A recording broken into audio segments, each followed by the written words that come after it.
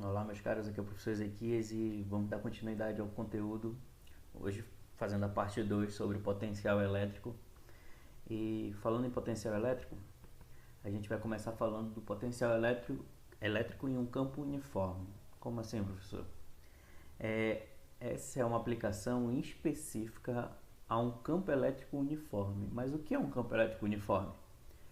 Bem, o campo elétrico uniforme é um campo onde nessa região específica o campo é constante, ou seja, ele sempre assume o mesmo valor. E em que ocasiões ocorre esse campo elétrico uniforme? Geralmente entre duas placas separadas, onde as cargas elétricas são opostas em sinal. Como assim? Uma placa é positiva, a outra geralmente é negativa. Quando a gente tem essas duas placas paralelas, é criado entre essas duas placas um campo elétrico uniforme. E como é que a gente analisa o potencial dentro desse campo elétrico uniforme? Basicamente é o seguinte: se vocês puderem ver aqui, eu tenho aqui uma placa positiva, no outro sentido provavelmente teria uma placa negativa. E eu tenho uma carga dentro desse campo elétrico uniforme. Essa carga está dizendo que o sentido do campo elétrico é da esquerda para a direita, como vocês podem ver. Essa carga ela vai andar uma certa distância também, devido a essa diferença, né, de potencial que ela vai sofrer dentro desse campo elétrico uniforme. Então, a primeira coisa que a gente tem que analisar é que o trabalho que essa carga vai se deslocar é sempre igual a carga multiplicado pela diferença de potencial. Essa é a nossa Fórmula 1. Isso a gente já tinha visto anteriormente na aula anterior, né, da semana passada, que o trabalho para uma carga se deslocar do ponto A até um ponto B é sempre proporcional ao produto dessa carga, do valor dessa carga, pela diferença de potencial. Outra coisa que a gente tem que se atentar é que o trabalho também dessa carga vai ser a força que ela vai sofrer, multiplicado pelo deslocamento, multiplicado pelo cosseno do ângulo entre a força e o deslocamento. Isso daí é o trabalho mecânico, né, que a gente vê lá no primeiro ano. Essa seria a nossa Fórmula 2. Mas só que força, pra gente, a gente está trabalhando com força elétrica. Então, força é carga multiplicado pelo campo elétrico. Então, a gente pode substituir aqui. O cosseno vai sumir porque cosseno, o ângulo entre força e deslocamento, como eles estão no mesmo sentido, o ângulo é de 0 graus. Cosseno de 0 graus é sempre 1. Por isso que ele acaba desaparecendo da nossa equação aqui. Então, eu vou substituir aqui a força por carga multiplicado pelo campo multiplicado pela distância. Essa é a minha Fórmula 2. O que eu vou fazer? Como aqui é trabalho e aqui é trabalho, eu vou igualar essas duas equações, a 1 com a 2. Quando eu igualo as duas, eu acabo cancelando as cargas, que é a mesma carga de prova, né? Eles acabam cancelando. Significa que a minha diferença de potencial tem que ser igual ao campo elétrico uniforme multiplicado pelo deslocamento dessa carga. Aí a gente tem a nossa primeira fórmula aplicada a um campo elétrico uniforme, a um campo específico, né? Então, minha diferença de potencial é igual ao campo elétrico uniforme multiplicado pela distância, ou pelo deslocamento, né? Vamos ver um exemplo onde a gente trabalha isso. Exemplo 4. A figura a seguir representa uma placa condutora horizontal positivamente carregada em um ambiente isolado, no vácuo, no caso, na superfície da Terra. E dois pontos 1 e 2 separados pela distância de 0,20 metros na região em que o campo elétrico gerado por essa placa pode ser considerado uniforme. Então, aqui nessa região, o campo elétrico é considerado uniforme devido a essas circunstâncias. Aí diz uma partícula de massa igual a 3, 10 a menos 4 e carga positiva Q igual a 6, 10 a menos 6, colocada em repouso. Então aqui foi colocada essa carga com essa massa nesse ponto 1 aqui, e ela está em repouso, significa que a velocidade dela inicial é zero, tá? Aí ele diz que ela sobe verticalmente por 2, né, até o ponto 2 aqui, com uma velocidade igual a 2 metros por segundo. Aí ele pergunta, determine, letra A, o módulo do vetor campo elétrico nessa região, e letra B, a diferença de potencial entre os pontos 1 e 2. E dá alguns dados aqui, para a gente poder calcular. Bora fazer primeiro a letra A, o módulo do vetor campo elétrico. Bem, essas condições que ele nos deu no problema, ele vai fazer com que a gente calcule o campo elétrico através de um teorema específico, tá? Porque ele não dá nada mais, nada menos do que as velocidades e a massa. Então tem que ser pelo trabalho que a gente vai ter que resolver essa questão. Então a gente vai ter que lembrar de alguns conhecimentos do primeiro ano, tá? Pra gente resolver essa questão. Mas bora lá, não é nada assustador não, vai dar um pouquinho de trabalho, mas nada como uma boa matemática para resolver nossos problemas. Então na letra A ele quer o módulo do vetor campo elétrico. Quais são as informações que ele nos deu? Ele nos deu a massa, que é 3, 10 a menos 4 quilos. Ele deu a velocidade inicial, que é zero, porque ele está em repouso, né? Como mostra a figura. E ele deu a velocidade final no ponto 2, que é 2 metros por segundo. Para a gente resolver essa questão, a gente vai fazer o seguinte. O trabalho da força resultante, lá no primeiro ano, a gente não, né? Eu não fui professor de vocês no primeiro ano, mas vocês talvez tenham visto que o trabalho da força resultante, ele é sempre igual à variação da energia cinética de algum movimento. Então, se algum corpo, alguma partícula está se movimentando, significa que o trabalho que ela realiza nesse movimento é sempre igual à variação da energia cinética que ela vai ter no ponto final até no ponto inicial até o ponto final.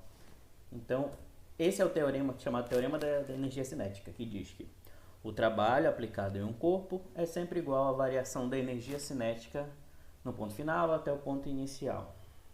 Ou do ponto inicial até o ponto final, né? Tanto faz. Então, o trabalho é esse aqui, né? O trabalho do ponto de A até B. Poderia ser de 1 até 2, né? Eu que coloquei aqui A até B, mas pode ser de 1 até 2. Ele é igual à variação da energia cinética, que é a energia cinética final menos a energia cinética inicial. E o que é energia cinética? Energia cinética é massa multiplicado pela velocidade ao quadrado dividido por 2. Então, o trabalho que essa partícula, para ela se movimentar do ponto 1 até o ponto 2, tem que ser igual a massa multiplicado pela velocidade final ao quadrado dividido por 2, menos a massa dela multiplicado pela velocidade inicial ao quadrado dividido por 2. É isso que diz o teorema da energia cinética. Como a gente tem todos esses valores, eu vou substituir. Então vai ficar assim. No lugar da massa eu coloco 3 de 10 a menos 4. A velocidade final é 2, então fica 2 ao quadrado aqui. De tudo isso dividido por 2. Menos. Vou substituir a massa de novo aqui, 3 de 10 a menos 4. Só que a velocidade inicial é 0, né? Então aqui vai ficar 0 ao quadrado. Quando eu multiplicar 0 por 0 vai dar 0. Multiplicando tudo aqui, essa parcela, essa segunda parcela tem que dar 0, tá, pessoal? Então ela vai acabar sumindo. Então só vai nos restar essa primeira parcela. Porque aqui tudo vai dar 0. 0 multiplicado com qualquer coisa é 0. E o 0 que sobrar dividido por 2 vai dar 0. Então essa segunda parcela vai acabar sumindo. Então vai sobrar só a primeira parcela. 2 ao quadrado é 4, multiplicado por 3 dá 12, dividido por 2 dá 6. Então fica 6, 10 a menos 4. Unidade de trabalho é joule, tá? Tá, professor. O senhor quer o campo elétrico, mas acabou calculando o trabalho. E aí? Bem, porque eu sei que o trabalho é igual a força vezes o deslocamento também. E a força o trabalho, nesse caso é o trabalho da força resultante, tá? Para mim achar a força resultante, eu precisaria do trabalho. Por isso que eu calculei primeiro o trabalho através da teorema da energia cinética, porque eu quero saber a força resultante. Porque eu sei que nesse ponto aqui, eu vou ter duas forças atuando nesse corpo. Que forças são essas? A força elétrica, que está fazendo essa partícula subir, e a força gravitacional, que está fazendo porque essa partícula tem massa, né? Ele deu uma massa, então a gente não pode desconsiderar essa massa, a não ser que o problema fale que a gente tem que desconsiderar a atração gravitacional que está sofrendo essa massa. Mas como o problema não falou, então a gente tem que considerar também que essa massa, que esse corpo tem massa e tem uma força gravitacional atraindo esse corpo no sentido oposto. Por isso que eu preciso da força resultante, tá? Então o trabalho a gente já encontrou e a distância ele disse que é 0,2 metros, se eu não me engano. Então é isso mesmo. Então ficaria 6 10 a menos 4 igual a força resultante multiplicado por 0,2 metros. Esse 0,2 está multiplicando, passa dividindo. Então, dividindo 6 por 0,2 dá 30, transformando em notação científica, dá 3 10 a menos 3 newton. Essa seria a força resultante, pessoal. Ainda não acabou, tá? Agora a gente vai ter que fazer a relação lá entre força elétrica e peso, tá? A força resultante tem que ser, como eu falei para vocês anteriormente, tem que ser a força elétrica menos a força peso. Por quê? Porque a partícula está subindo devido à força elétrica, então a força elétrica é com certeza maior que a força peso, né? Senão a partícula desceria. E a gente tem que considerar o peso justamente porque o corpo tem massa e o problema não falou para a gente desconsiderar esse peso. Então a gente tem que também analisar essa situação. Essa daqui a questão está dando um pouquinho de... Está fazendo a gente trabalhar outros conhecimentos que talvez estejam esquecidos, né, por você, mas a gente precisa, às vezes, relembrar esses conhecimentos para não ficar bitolado só nesse conteúdo, mas a física, ela engloba outros conteúdos de maneira em problemas dessa forma. É assim que a gente que trabalha com ciências, a gente está habituado a resolver problemas, né? Para quem for trabalhar com ciências, é assim que a gente resolve problemas. Sempre associando um conteúdo a outro. Um conteúdo nunca está desligado de outro. Ele sempre está associado, assim como a gente está fazendo agora. Então, fazendo essa análise, eu sei que a força resultante deu 3 10 a menos 3 10 a menos 3, né? Newton. Tá, mas antes disso, eu vou substituir aqui. A força elétrica, a gente já viu aulas passadas que ela pode ser escrita como a carga de prova multiplicada pelo campo elétrico. E a força peso eu sei que é massa vezes a gravidade. Isso vocês viram lá no primeiro ano. Se não lembram, estão lembrando agora, né? Então, vou substituir os valores que a gente tem. Força resultante, 3 10 a menos 3. A carga ele deu no problema, ele disse que é 6 10 a menos 6 multiplicado pelo campo elétrico, que é o que a gente quer encontrar, menos massa vezes a gravidade. A massa é aquele valor de 3 10 a menos 4 multiplicado pela gravidade, que é 10. Essa multiplicação aqui, eu sei que vai dar 3 10 a menos 3, né? Porque aqui, ó, multiplicação de bases iguais, conserva a base, somos expoente. Aqui, como não está aparecendo, tem um 1. Então fica menos 4 mais 1, que é menos 3, tá? Então 3 10 a menos 3, essa multiplicação. Então ficaria assim, esse 3 10 a menos 3 eu já passei para o outro lado positivo, então vai ficar 3 10 a menos 3 mais 3 10 a menos 3. Então tem esse 3 10 a menos 3 aqui, somando com esse daqui que eu já passei para o outro lado, tá? Eu já pulei uma etapa aqui, mas... fique atento a isso, tá? Então, aqui essa multiplicação dá 10 a menos 3, então fica 3 10 a menos 3, ele é negativo, passou para o outro lado positivo. Quando eu somar isso aqui, 3 mais 3 é 6, e as bases, como são iguais e com o expoente igual, geralmente a gente coloca em evidência, né? Então fica 6 10 a menos 3, igual a 6 10 a menos 6. Como eu quero saber o valor do campo elétrico isolado, esse 6 10 a menos 6 vai passar dividindo, então ele vai para a parte de baixo, então vai ficar 6/10 a menos 3 dividido por 6/10 a menos 6. Corta 6 com 6, 10 a menos 3. Divisão de bases iguais, conserva a base. E subtrai o expoente. Então fica menos 3 menos 6. Menos 3 mais 6. Então vai ficar 10 a terceira, que é igual a 1000. Então o resultado do campo elétrico é 1000 Newton por Coulomb, que é a unidade de campo elétrico. Essa deu um trabalhinho, confesso para vocês. Mas a gente tem que ficar habituado com esse tipo de problema que envolve vários outros assuntos pertinentes para a gente, né? Tá, no caso para vocês, né? Mas para mim também que estou ensinando vocês, porque vocês estão no terceiro ano, logo tem provas de vestibulares, e vocês têm que estar atentos a essas situações onde a gente acaba interligando os conhecimentos, no caso de eletrostática, com a mecânica lá do primeiro ano. Então é muito interessante esse tipo de problema. Realmente eu coloquei mesmo para a gente fazer essa análise. Mas não se preocupe, nem todo problema dessa aula vai ser assim, tá? Só esse aqui, só para a gente esquentar. Na letra B ele pergunta assim, a diferença de potencial entre os pontos 1 e 2, onde ele dá a constante elétrica, né, no vácuo, e ele dá a gravidade também, valendo 10. A gravidade a gente não vai usar, tá? A gravidade a gente era para tentar usar na letra A. A gente usou, na verdade, na letra A, né? Mas esses são... A gente vai usar só a constante eletrostática. Não, até a constante, né? A gente usou lá na letra A também. São os dados que a gente usou lá na letra A. Tá, a diferença de potencial num campo uniforme, como a gente acabou de ver, ele é dado pelo produto do campo, que a gente acabou de encontrar, né, na letra A, pela distância. Ou seja, é só multiplicar o 1000 do campo elétrico da letra A, que foi o resultado da letra A, né, pela distância, que é 0,2 metros. 1000 multiplicado por 0,2 é 200 volts. Essa é a diferença de potencial do ponto 1 até o ponto 2.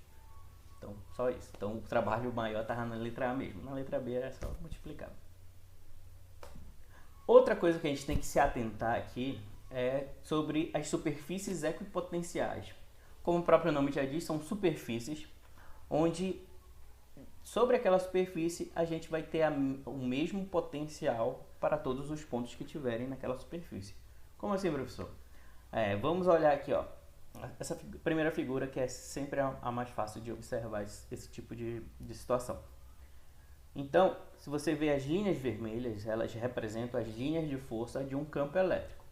Como a carga aqui é positiva, né, a carga geradora, como vocês podem ver, os campos, a linha de força desse campo elétrico está saindo dessa carga, como a gente já observou anteriormente nas aulas passadas sobre campo elétrico. E o que são essas superfícies equipotenciais? É justamente essas linhas azuis ao redor dessa carga elétrica geradora, onde ali naquela linha ela representa que todos os pontos ali naquela linha tracejada azul, vamos dizer que é essa primeira linha aqui, ó. Cadê? Essa primeira linha aqui, azul. Todos os pontos nessa primeira linha azul vão ter o mesmo valor de potencial elétrico em todos esses pontos, ao redor dessa linha azul. Assim como aqui, ó, na segunda linha azul, todos os valores vão ter também ser o mesmo. E assim sucessivamente. Então vamos imaginar que o potencial aqui nessa primeira linha azul é 50 volts. Aí na segunda linha 100 volts. Então todos os pontos são 100 volts. Na terceira linha 150 volts. Então todos os pontos ali naquela superfície vão ser 150 volts. E assim sucessivamente. Aqui eu tenho várias situações onde a gente tem uma superfícies equipotenciais. Então tenho numa partícula pontual carregada positivamente, a gente vai ter nessa configuração. Quando eu tiver duas partículas de cargas opostas, eu vou ter essa situação, onde aqui eu vou ter várias superfícies de equipotenciais nesse formato. E também quando eu tiver placas paralelas de cargas opostas, né, ou seja, um campo elétrico uniforme, eu vou ter superfícies equipotenciais desse formato aqui, ó, que são linhas paralelas às linhas de força. Então todas elas, se você notar, as superfícies equipotenciais sempre são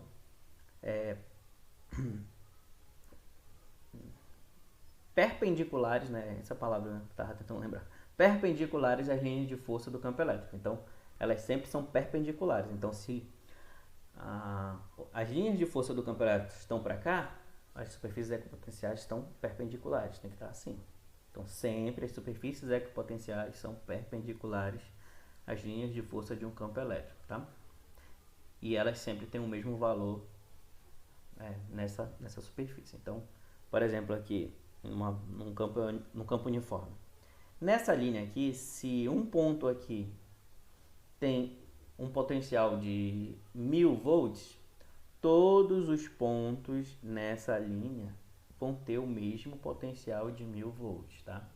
Isso que significa uma superfície equipotencial. Vamos ver um exemplo sobre. Na figura abaixo estão representadas as superfícies equipotenciais de um campo elétrico uniforme no vácuo, separados pela distância de 0,20 metros. Determine o vetor do campo elétrico no ponto desse campo elétrico. Então, ele disse que é um campo uniforme, elétrico uniforme. Então, a gente vai aplicar aquela fórmula que a gente viu lá atrás. Então, que diz que a diferença de potencial é sempre igual ao campo uniforme multiplicado pelo deslocamento ou pela distância, né? Então, primeiramente, ele quer saber o campo elétrico. Se ele quer saber o campo elétrico, a gente precisa desse cara aqui, que é a variação ou a diferença de potencial. E a gente precisa da distância. A distância está dada aqui, que é 0,20. A diferença de potencial a gente vai ver na figura.